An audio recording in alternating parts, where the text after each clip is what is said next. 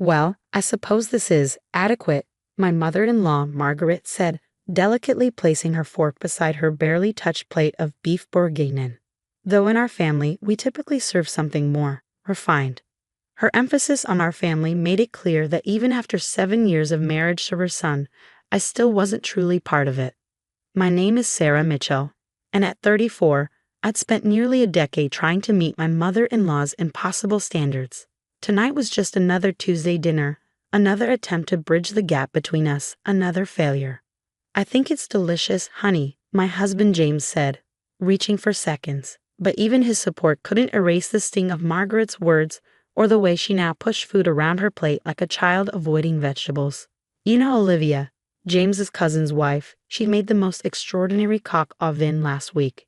The sauce was perfectly reduced, the mushrooms imported from France. Margaret paused, examining a piece of carrot as if it had personally offended her. But then, she trained at Le Cordon Bleu. Not everyone can achieve that level of sophistication. I bit my tongue, resisting the urge to remind her that Olivia's perfectly reduced sauce had come from a jar. I'd seen the empty container in her recycling bin. But starting an argument wouldn't help. It never did. More wine, Margaret? I offered instead, reaching for the bottle.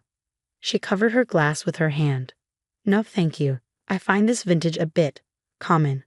James, darling, you remember the wonderful Bordeaux we had at the club last week? That was a proper wine. James shifted uncomfortably in his seat. Mom, please. But Margaret was on a roll now. You know, Sarah, if you're interested, I could recommend some cooking classes. Nothing too advanced, of course, just something to help you grasp the basics of proper cuisine. The community college offers some lovely beginner courses. I stood up, gathering plates with shaking hands.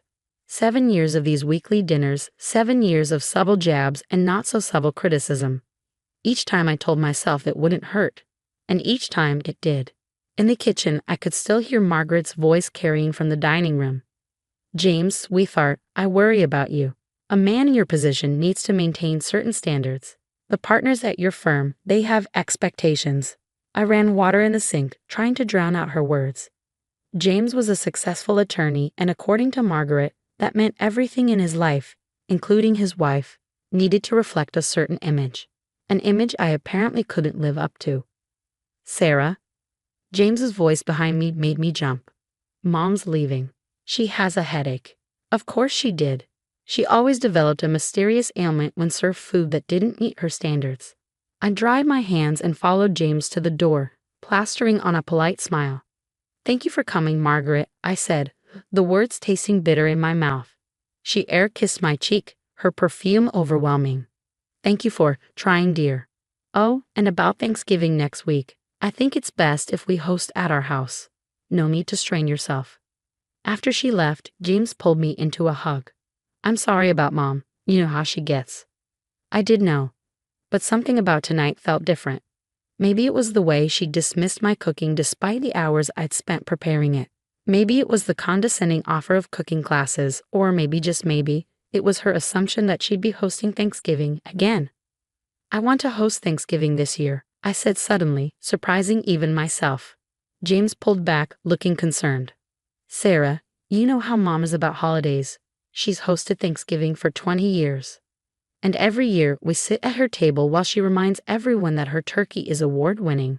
Her cranberry sauce is made from berries she personally selected, and her pumpkin pie recipe has been in the family for generations. I took a deep breath. I want a chance, James, one chance to show I can do this. He hesitated, and I could see him mentally calculating his mother's reaction. Mom will be upset. Mom is always upset about something I do. At least this time, it'll be for something I choose. I met his eyes. I need this, James, please. He was quiet for a long moment, then nodded slowly. Okay, but you know she'll be difficult about it. I smiled, already forming a plan. Oh, I'm counting on it. That night, after James fell asleep, I sat at our kitchen table with my grandmother's recipe box open in front of me. Margaret wasn't the only one with family recipes and traditions. My grandmother had been a chef at one of Chicago's finest restaurants in the 1960s, breaking barriers as one of the few women in professional kitchens at the time. She taught me everything she knew, not just about cooking, but about life. The secret, she used to say, isn't in the ingredients, it's in the love you put into the meal. But, she'd add with a wink, excellent ingredients certainly don't hurt. I opened my laptop and began to plan.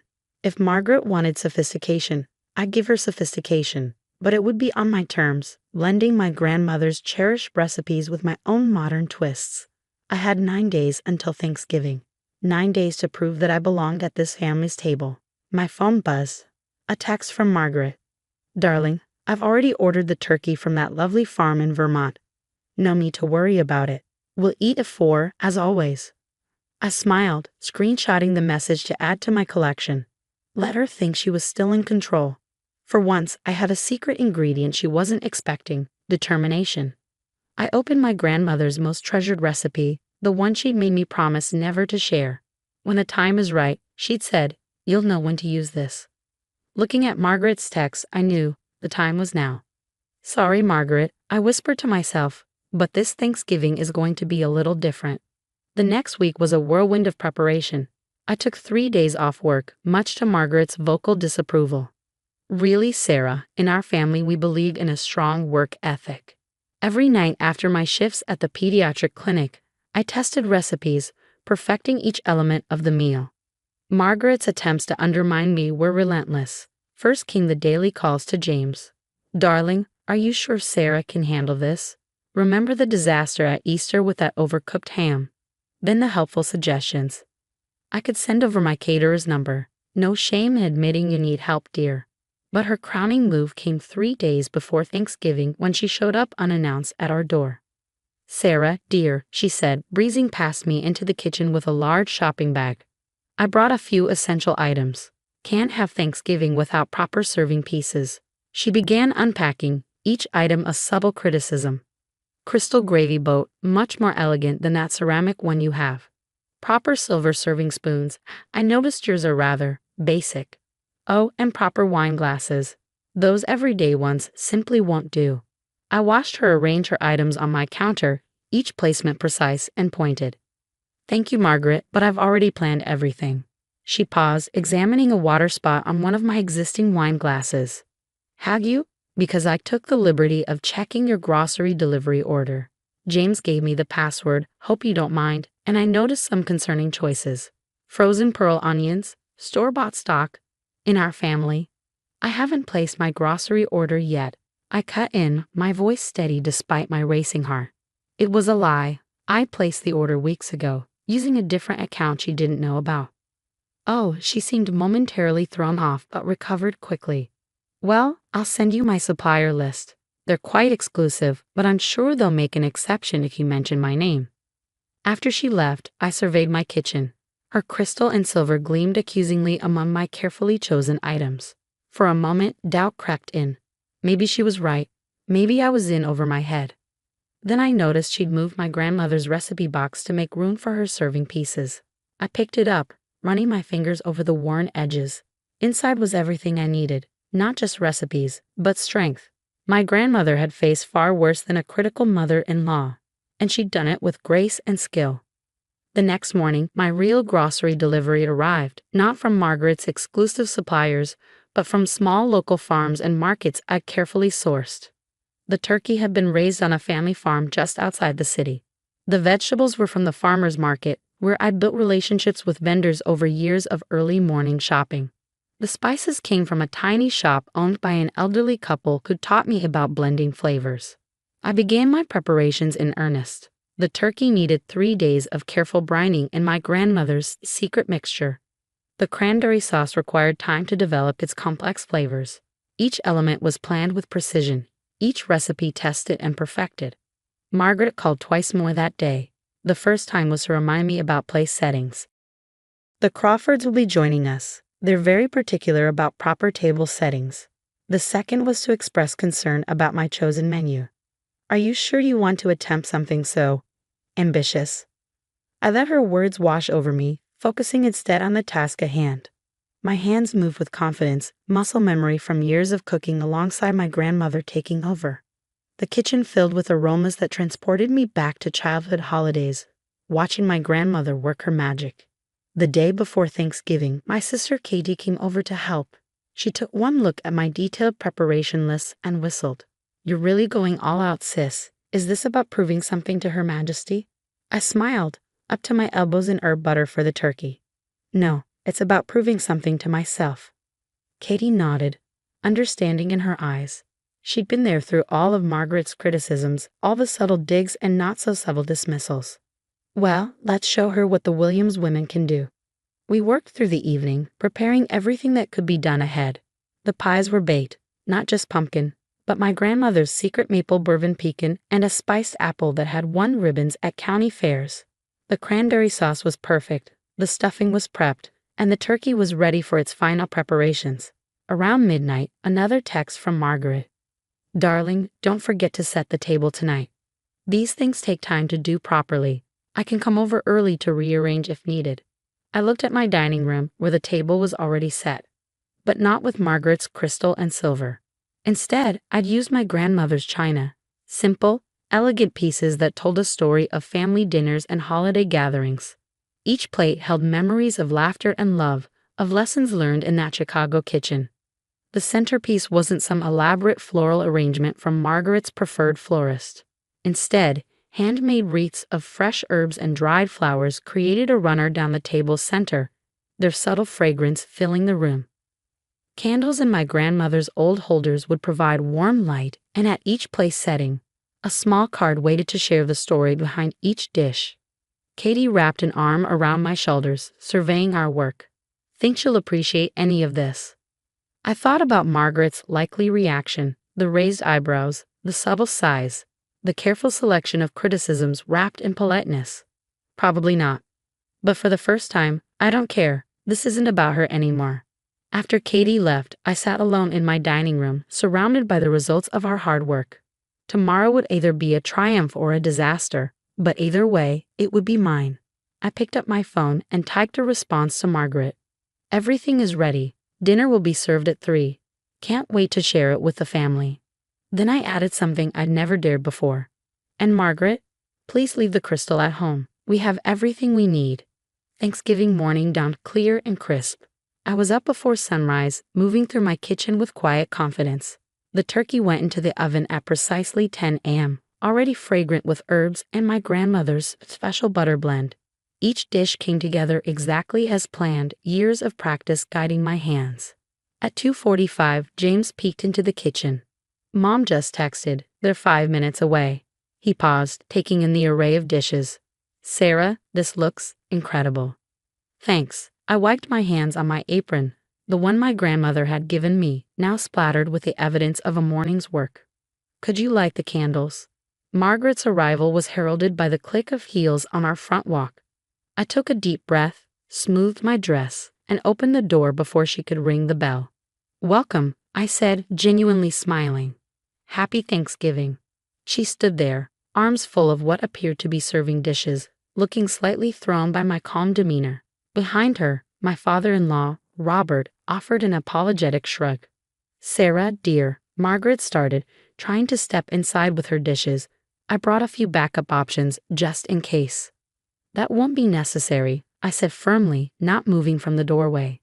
"The meal is prepared and ready to be served. But thank you for thinking of us." For perhaps the first time in our relationship, Margaret was speechless. She allowed Robert to take the dishes back to their car while I led her into the dining room. The table was a vision. Candlelight danced off the polished surfaces of my grandmother's china. The herb garlands filled the air with a subtle fragrance, and the place cards told silent stories of family history. Margaret stopped short, her carefully maintained composure slipping for just a moment. "This is," she began, then faltered. "Different from what you expected," I suggested gently. Other guests began arriving. James's sister Emily and her husband, the Crawfords, some family friends. Each one paused in the dining room doorway, taking in the scene. The comments started flowing. "Beautiful. So elegant. What amazing attention to detail." When I brought out the turkey, golden brown and perfumed with herbs, even Margaret couldn't find fault. The carved slices were moist and tender, exactly as my grandmother had taught me. Each side dish told its own story. The green beans with toasted almonds and preserved lemon, the sweet potatoes with a maple bourbon glaze, the stuffing rich with fresh herbs and wild mushrooms. Sarah, Emily said after her first bite, this is incredible. Where did you learn to cook like this? I noticed Margaret watching intently as I answered. From my grandmother. She was the head chef at the Drake in Chicago back in the 60s. Everything I know about cooking, about hosting, about making people feel welcome at a table, I learned from her. The Drake? Margaret's voice was quiet. In Chicago? I nodded, serving more gravy to Robert. Yes, she was one of the first women to run a high-end kitchen in the city.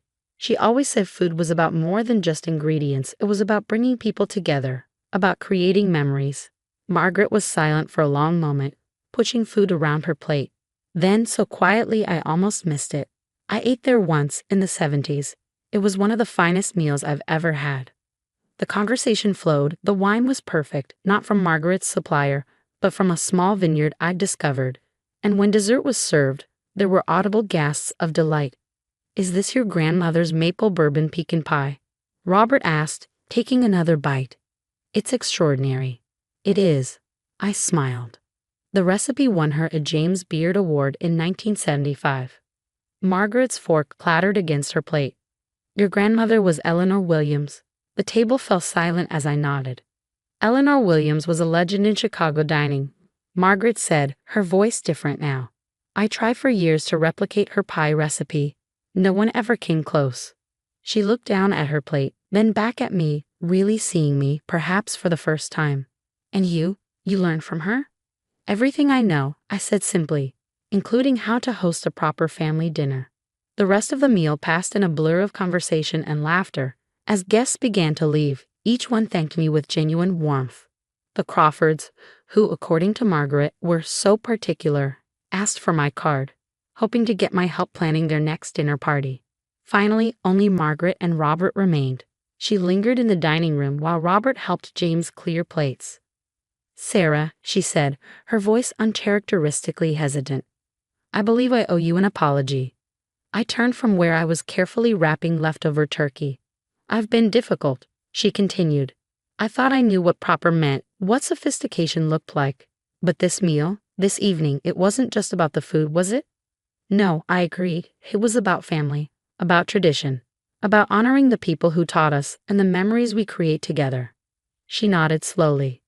Your grandmother taught you well, not just about cooking, but about grace. She paused. I don't suppose, would you consider teaching me some of her recipes? I smiled, thinking of my grandmother's words about knowing when the time was right. I'd like that, Margaret, though some recipes might have to remain family secrets. Of course, she said, then added with a small smile, but aren't we family? As they left, Margaret hugged me, a real hug, not her usual air kiss. Thank you, she whispered, for showing me what I've been missing. Later that night, as James and I sat in our quiet house, he squeezed my hand. You did it, honey. You actually did it. I looked at my grandmother's recipe box, sitting proudly on our kitchen counter. No, I corrected him, we did it.